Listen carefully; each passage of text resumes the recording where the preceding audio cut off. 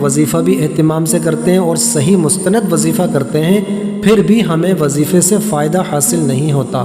ہمیں مقصد پورا ہوتا ہوا نظر نہیں آتا۔ اس کی وجہ کیا ہے کہ دیکھیں، میں نے بہت سارے لوگوں کو دیکھا، وظیفے لوگ بیان کرتے ہیں لیکن اس مسئلے کو بیان نہیں کرتے، شاید ان کو علم نہیں ہے، انہوں نے کتابوں میں یہ مسئلہ پڑھا نہیں ہے۔ مسئلہ کیا ہے کہ اگر آپ کوئی مرد ہیں، بالغ مرد، یا آپ کوئی بالغ عورت ہیں، تو یہ مسئلہ اچھی طرح جان لیں کہ جب بھی وظیفے کے دوران آپ کو غسل کی حاجت پیش آ جاتی ہے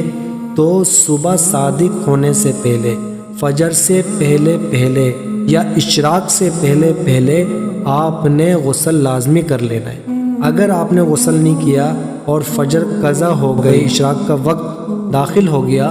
تو آپ کا وظیفہ جو آپ کا چل رہا تھا 1 ہفتے سے، 10 دن سے، 1 مہینے سے، تو وہ وظیفہ ٹوٹ جائے گا۔